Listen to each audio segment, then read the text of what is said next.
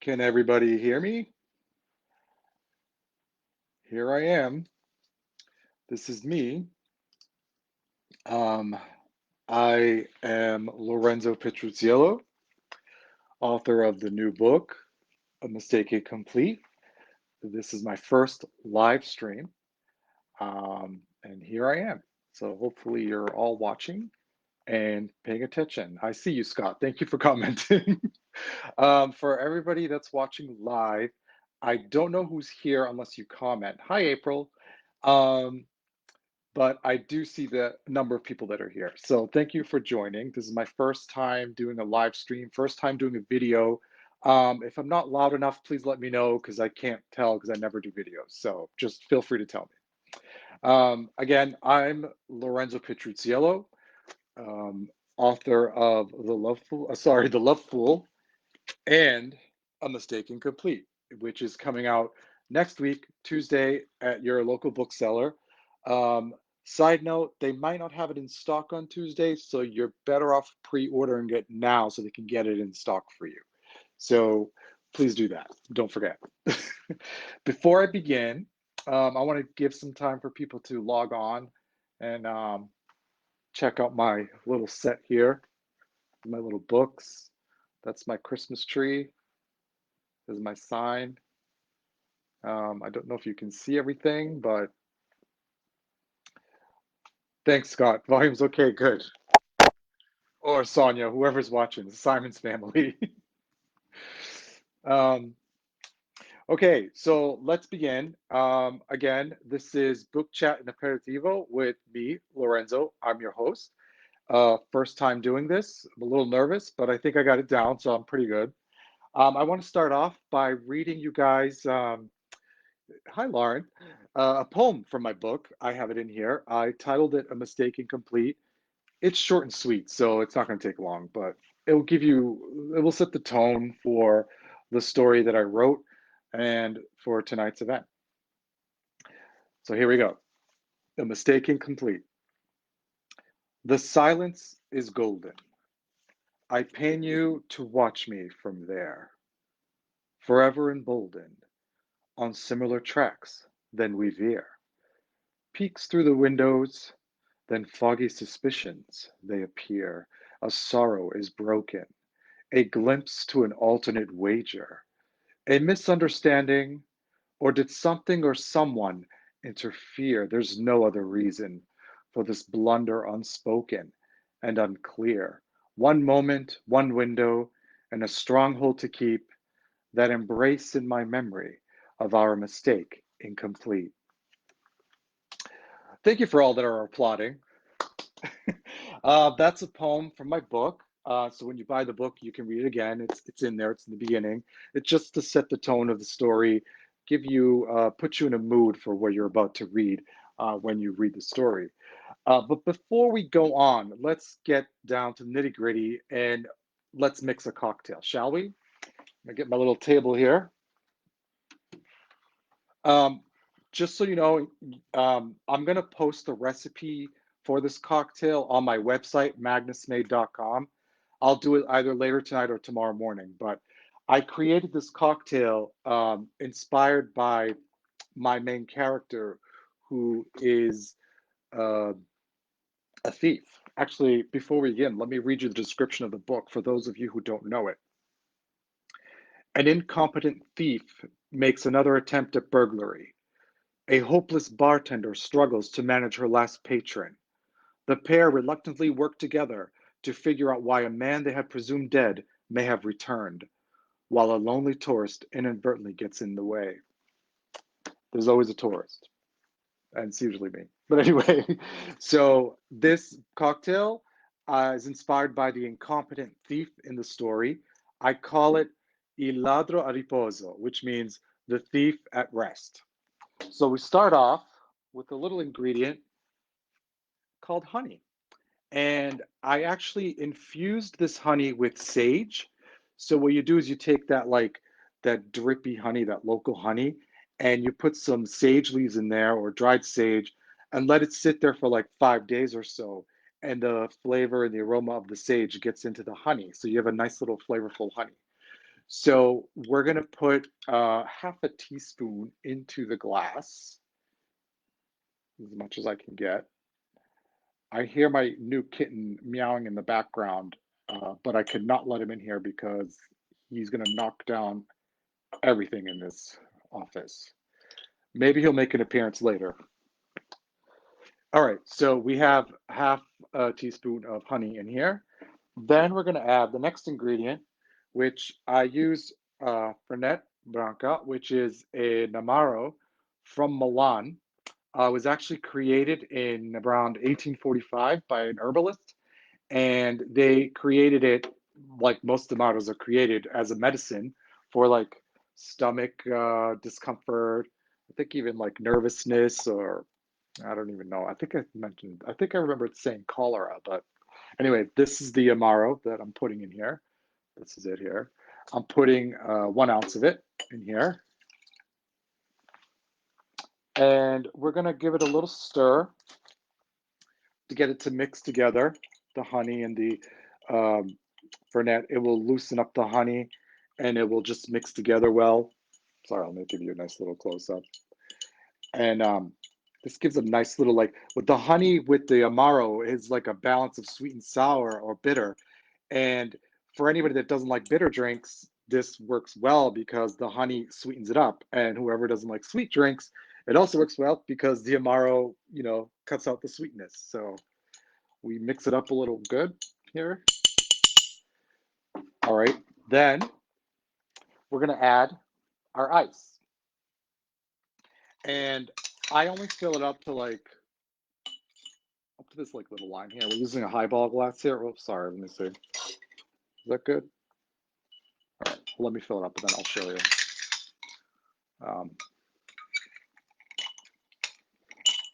This is my setup I have here. I'm not used to doing this. I have to perfect this a little bit for the next time I do this. So we have ice in here. Filled it up till about right over here, maybe like 2/3 of it or something. And the next thing we're going to put in here, the next ingredient, is whiskey. I have a whiskey from Alabama I put in here, but you can put whatever whiskey's in your bar cabinet. Just mix it in and stir it. Just one little quick stir. Then we're going to top it off with some club soda. This will spritz it up and dilute it a bit for those who think whiskey's too strong for them. But also, this cocktail is meant to be a refresher because it's the thief at rest. So he's having this on an afternoon, long sipper, enjoying his little afternoon rather than doing what he's supposed to be doing. He's having a nice little drink and getting a little tipsy. Because again, he's the incompetent thief. So I gave it one quick stir here. And then we garnish. So I have here some fresh sage leaves. I put like a bunch in here right here. Then I have orange. I put an orange wheel right on it. And there we go. There's my drink. You can see it as much as I can show you. Sorry, I'm not used to the camera. This is it right here. This is Il Ladro Riposo, and it's Fernet whiskey, sage honey, and club soda. And again, I'll have this recipe on my website either later tonight or tomorrow, but chin chin. That's delicious. It's a nice little refreshing drink. So you can have it in the afternoon for aperitivo hour, which is now. And it's good because it's not too strong. Actually, it is strong, but you don't realize it. But it's easy to make. Once you make the honey, you have the ingredient ready. But when you have your guests over, for example, book clubbers, when you have your book club meeting over a Mistaken Complete, this is the perfect drink to have and serve and to make for your guests. So don't forget, it's cocktail will be on my website, goes with my book. So don't forget that. All right, let's continue. Mistaken Complete, I want to tell you a little bit about the story. I really can't say much because it's one of those stories that you anything you say could spoil it. So the description pretty much is vague, but it pretty much sets the story for you. Um, the incompetent thief, his name is Steph, and I can tell you that he lived his life relying on his good looks and charm. The other main character is Beatrice, who is a bartender, the hopeless bartender. And I can't tell you much about her without spoiling anything, but the two of them get into a situation and then the story goes along. I was inspired by noir. This is a noir inspired story. I like noir film. I am noir books. I'm a fan of Turner Classic Movies channel, and especially Noir Alley, hosted by Eddie Muller. And I'm always watching that. It's every week, and I'm always watching the noir film that Eddie puts up. And I'm also a big fan of Alfred Hitchcock's films and a fan of Patricia Highsmith's novels. Patricia Highsmith, is you all may know from, she's the writer of The Talented Mr. Ripley. If you were to ask me what my favorite noir film is, I would say it's Strangers on a Train because it's an Alfred Hitchcock film and it's based on a Patricia Highsmith novel of the same name. So that answers that for any questions that are coming along. Speaking of questions, I will have a question and answer section at the end that I will take some questions to answer everybody. I'm just checking now to see if there's anything anybody's asking me here. Hi, John. Hi, Trina.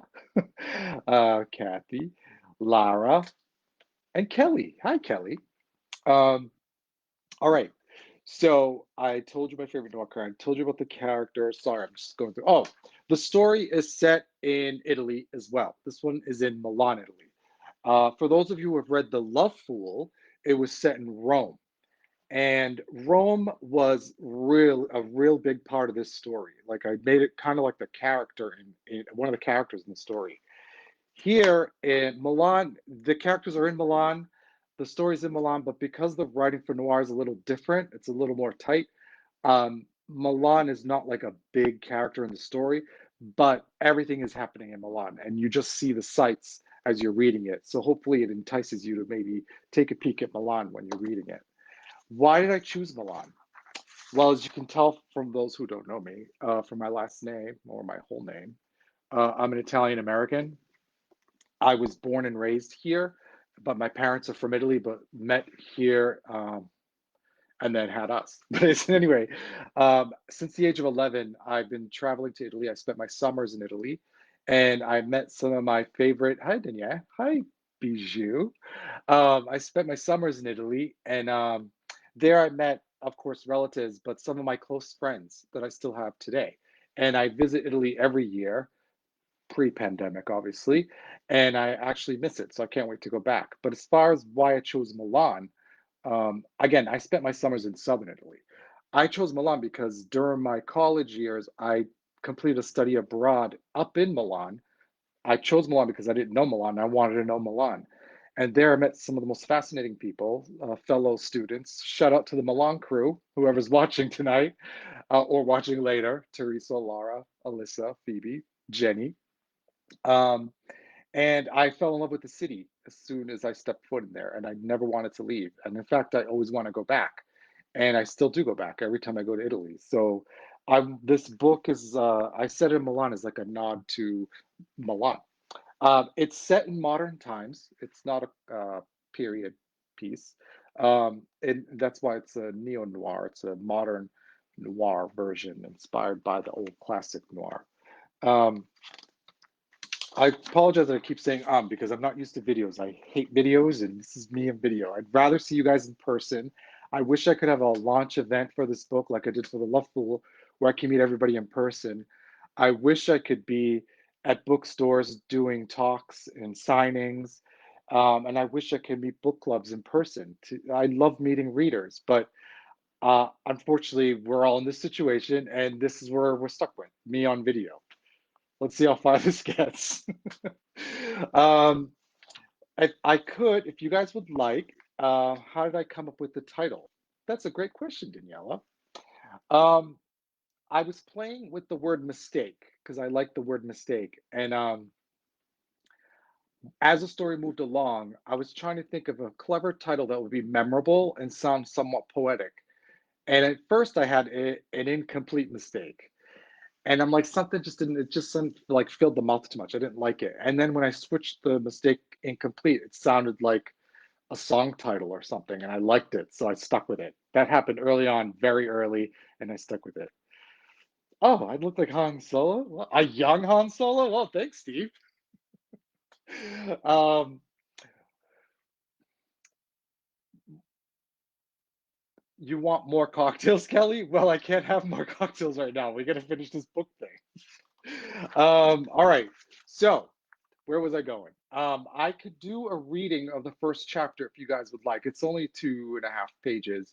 That could start the story for you guys. Lauren, when did I write that poem? I wrote that poem actually this February. It was towards the end. The book was done, and I was in the middle of finalizing some details of the book, and I'm like, I need to have a poem for this book because I had a poem for the Love Fool. So I just sat down and wrote a poem.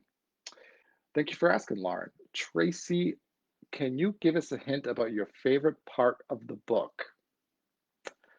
My God, I wish I could, but I can't because I don't want to ruin it. I don't want to spoil it for you guys. I don't want to spoil it. But I do have a reveal that I will share with you soon. Okay, let's see. I'm gonna read the first chapter, and you can zone out if you want to. It's not that long though, so listen to me. Chapter 1, Berlin. His steps were careful, and his comfort with darkness allowed him the typical confidence to succeed without a trace. He made his way across the room to the large ornate mirror hanging above an oak cabinet. Lifting the constraining ski mask, he examined his new mustache still coming in. He had decided a while ago that he wanted a distinguished look and concluded that a mustache should do the trick. The soft moonlight was not bright enough at this end of the room. To allow him a better examination of his facial hair, he turned on his mini flashlight and shined it on to his face. The mustache was coming in nicely, not too thick, and shaped just perfectly. He looked at the rest of his face, which he tended to do when in front of a mirror. He just couldn't help himself. He noticed that the lighting, positioned as it was at that moment, accentuated his handsome features. Realizing he had distracted himself again, he quickly turned off the flashlight to get back to the matter at hand. Did he have to put the ski mask back on? What was the point of it? He knew no one was going to see him, and besides, if he was going to get spotted on the street or some neighbor, he thought a ski mask would definitely call attention to him. He decided it was unnecessary and kept the ski mask up away from his face. This way, it was easier to make his way around the room. He was dressed in all black, a tight black shirt with long sleeves and tight yet flexible black pants, allowing him agility for climbing over the balcony. His shoes were made of flexible black canvas with black rubber sole. He had perfected this outfit over the years. Wait, he thought to himself, what is that?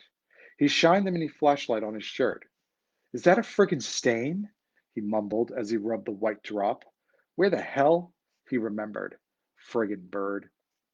His gloves were also tight, but their leather made it more difficult to handle objects. He hadn't been able to find his favorite neoprene pair with the metallic tips, which allowed him to use touchscreens. Where the hell had he misplaced those damn gloves? He just remembered. They were in the side pocket of his travel bag in the extra closet in his new apartment. The travel bag. That's where the lighter is. Flashlight off, he finally turned away from the mirror, aggressively shoving the light back into his small black shoulder sling. He made his way around the room and took note of the furniture. It was laid out almost exactly as it had been described to him. Bam! He stubbed his left toe on the metal leg of a marble top coffee table. What the hell? He whispered as he lifted his leg and grabbed his toe. It was instinct. That's what one does when one's toes throb with pain, right? He felt himself fall forward. He tried regaining his balance, but it was too late. Crash! A lamp fell to the floor. It had to have been made of metal because it fell with a multitude of crashes. He fell along with it, but managed to land onto the plush floral sofa. He let go of his leg, realizing he had to get the hell out of there. The floorboards in the ceiling creaked. They were up. The light upstairs had been turned on, illuminating the stairway to the foyer. Crap! He sprang from the sofa, stepped through the curtains, and climbed out of the window from which he had entered. That was chapter one. And that was, um, what was I going to say? That was basically Steph, the incompetent thief. And as I explained earlier, he relies on his good looks and his charm, so he's vain. Um, but that I hope set the tone of the story to see what you're about to read and stuff like that. Um, Kathleen, how did you choose the name Beatrice? I love the name Beatrice. I love it from Shakespeare, and there's a reason her name is Beatrice, and that's why I can't tell you much about her. So that's why. Who's your favorite character? Thank you for asking. My favorite character, who I did not mention yet, is a woman named Elena. She's an interior designer, and she's the one that knows everything about Milan, knows everyone. Everyone knows her, gets into the parties, into the clubs, into the bars, restaurants, and I think you guys will all like her too. Yes, Lauren, Beatrice from Much Ado. Thank you.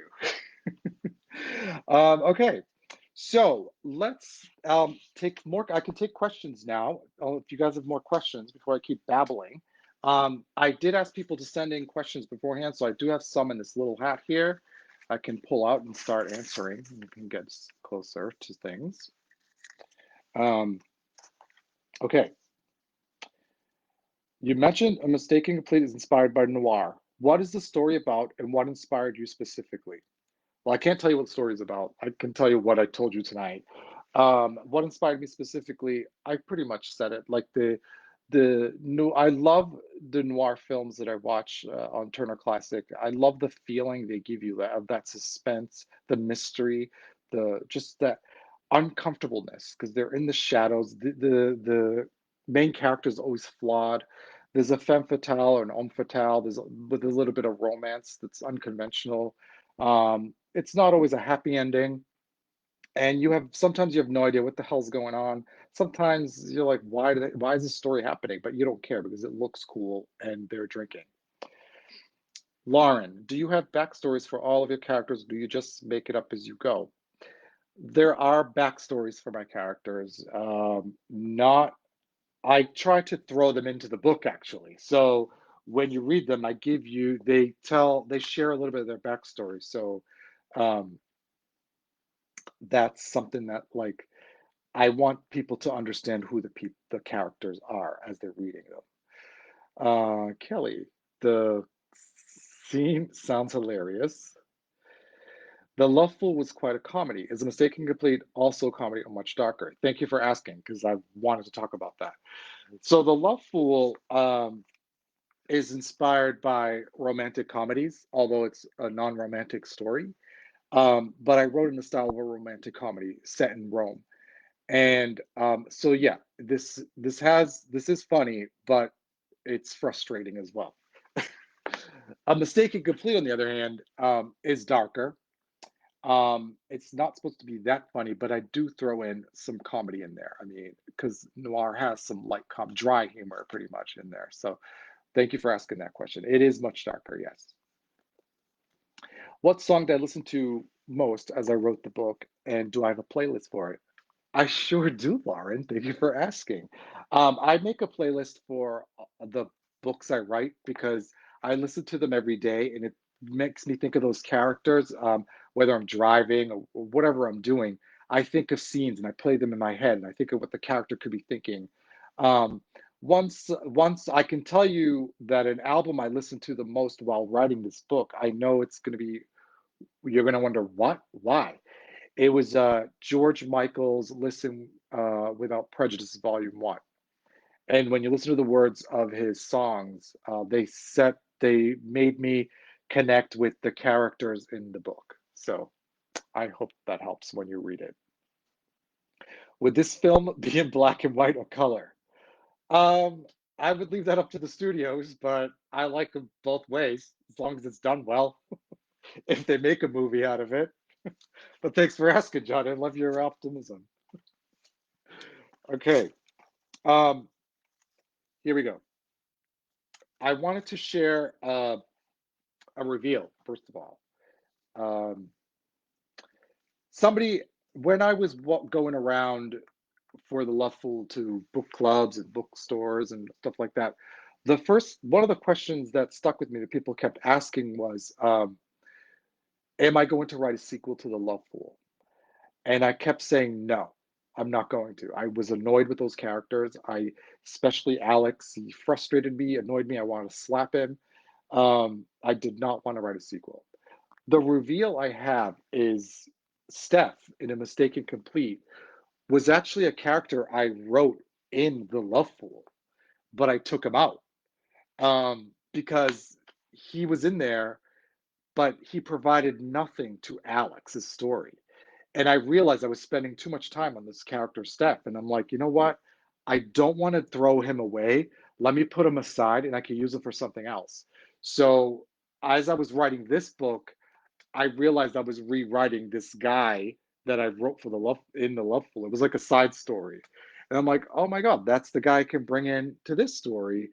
So there's really not a connection, but that's the background connection. So you could say, I guess you could say it's a little spinoff, but yeah, so it's not a sequel, no.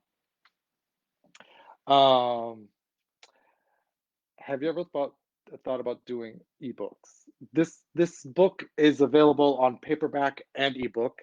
Someone also asked me to um, if I would do an audiobook. I was looking into audiobooks for this, but it's a bit pricey, and I'm a one-man band here, indie author, so I had to put the audiobook aside. But I did look into it. Sorry, guys. Yes, yes, Lauren, I repurposed that stuff. You don't ever throw anything away because ideas are always useful. Um, I just got a question. I had a question. How did you get into writing? Any advice for aspiring writers? Many of you that are watching this know how I got into this. It's in 2011. I'll give a quick version. I moved to Rome, and as I was walking around Rome, I thought of writing a book, and that's what this is, and that's how I got started. Uh, let's see. Oh, that's right. Can book clubs invite me for a virtual chat? Yes. Um, I'm home. It's pandemic, so we're all home. So if you are a part of a book club and you read A Mistake Incomplete, send me a message and maybe we can schedule a time where I can do a virtual pop-up and you can ask me questions about the story. Because right now I can't talk about the story, but once you read the book, I can definitely tell you about the story. And when will I announce the winner to my Instagram book club competition? Right now, actually, is a good time to do that. So, any whoever's online now, I'm also on Instagram, obviously, and I held an Instagram only competition for my Mistaken Complete. The winner, I'm sorry, you only could enter if you were a member of a book club, and the book club had to be located in the United States. And the prize is 4 copies of A Mistaken Complete paperback signed by me. And the winner is, if you're watching tonight, congratulations. If you're watching it later, congratulations.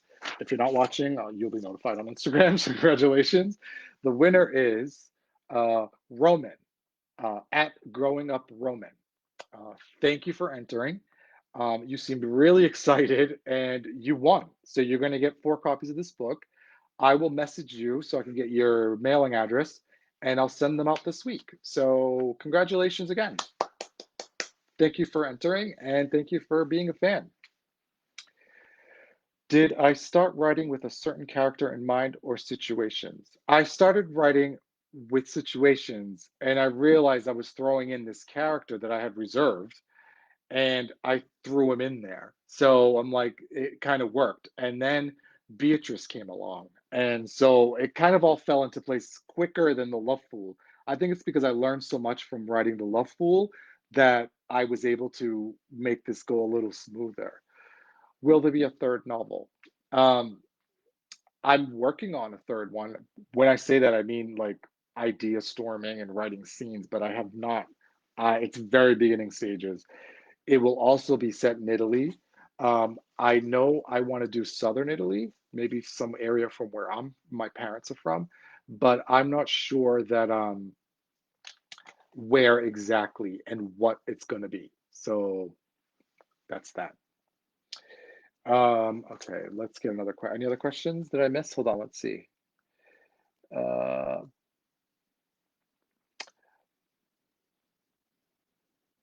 let's see. Have you ever thought about electronic books? I'm just checking to see if I missed any questions. If I didn't answer your questions, feel free to ask again because I may have missed it. Okay. Your website has links to many indie bookshops around the country. Is there a specific indie bookshop in the country or around the world that you would call your favorite? This was a question that came in earlier. Yes, my website has links to indie bookshops. I purposely did that to help small businesses, especially during this time. So if you are looking for my book, I have links to specific indie bookshops with the links to my book where you can pre-order and stuff like that, including shops in England, Canada. I found Singapore, Japan, Germany. Maybe those are not indie bookshops, but still, I found them, so you can find them and you can get the book. Do I have a favorite indie bookshop? Um, I haven't visited all of them, obviously. Um, I don't know if I have a favorite yet. I don't. I don't know if I could say it. It's like, I don't know, it's like my babies. I can't pick one, but I'll have to think about that question. So we'll see. I can't pick one really. Um, what's your favorite travel destination in Italy? Well, thank you for asking, Dawn. My favorite travel destination in Italy. Well, I like going to Rome. But then it gets chaotic. However, Kelly's on, so she knows this. I fell in love with Tuscany when we went to Pienza and that whole area. I was like, this really is beautiful. I can see why people want to go here. So I have to say it is Tuscany. So um, I see your book is available in Italy, Japan, and other countries. Are they translated? If not, will they be? They are not translated. It's only available in English language. They will not be translated unless there's somebody out there who wants to buy the foreign rights to it. Email me. I'm willing to sell them. So, um, yeah, right now I have no plans of translations, so I'm hoping to have that soon. And is there anything else I missed? Let me check my notes to see, but are there any other questions while I'm here? Uh, Did, I thought I saw something about characters, casting. Who would I cast in the movie? I think that was the question. I really don't even know. Like in the Love Fool, I had in my head who I would cast in the movie version of the Love Fool. But when I wrote this one, I had no actor in mind when I wrote these characters. And I don't know why. I'm like, because visually, I pictured them in my head as a movie when I wrote it. But I'm like, there was nobody in mind that I would cast. So I'm open to anybody. I mean, it's not my decision anyway. It's the movie studio. So if they decide to do it again, um, I wanted to conclude before I leave. Where our time is almost up here. I went a bit over, but that's fine. With three ways to thank an author, especially independent authors. I think a lot of readers should know this, and people that buy books. The three ways to thank an author. First, obviously, is to purchase the book. Um, you could do a two for one by purchasing at an indie bookstore. So you can help an indie bookstore and help an indie author. Purchasing the book, it's really not much about the money. It's more about the sales ranking and getting us noticed and just to show, that people are buying our books. Because if we don't have people buying our books, then no one really knows who the heck we are. So it's hard to stick out in a sea of other writers, especially the big writers and the big publishing companies that back them up. We don't have those funds to do all that stuff. So we rely on the readers to talk about our books and buy our books and share it. The second way to thank an author is to recommend the book. Tell your friends about it. Tell whoever about it. Tell them you're reading this book. Post it on social media. Hey, look what I'm reading, blah, blah, blah. Recommending is the second way to thank an independent author. The third way to thank an author is very big. It's reviews. We rely on reviews. Anything we can share about our books, our stories that are positive. I mean, yeah, there's negative reviews, but we want positive. And it helps us. We can push that, we can promote that. If you post on whatever platform you post on, just tag us. Um, I'm on Instagram at Lorenzo Magnus. So if you have my book and post a picture of my book, please tag me. I'll share some of my favorites, but we always like to see our books out in the world. They're our little babies. Spent so much time with them, so we love to see people enjoy them as much as they do. Well, I guess that pretty much concludes my night, guys. Unless you have other questions, I'm looking here to see if there's any others, but that's pretty much it. This was my first live stream. I've never done one before. Will I do another one? I'm not going to push for it, but if I have to, I will. But yeah, so thank you for tuning in, for joining this party, for being here. And for those of you who are watching later, thank you for watching later. Oh, you want me to finish my cocktail? I can't finish that now, but I just took another sip for you. Um, for those who are watching later, thank you for watching later. And please don't forget to purchase the book. Where can you purchase the book? Again, your favorite bookstore. Go to my website, magnusmade.com, and just click on the book, and it will take you to the web page with all the book links, and you get the ISBN number, which you can just look up at any bookstore and they can get it for you. It's available through a distributor that distributes to most bookstores across the country. So they'll be able to get it for you. So that's pretty much it. Thank you again. I appreciate you guys being here. Oh, you guys want to see Bruce? Hold on, let me see if I can get him. Hold on. Bear with me. Let me just go grab him. Let me see if I can get him.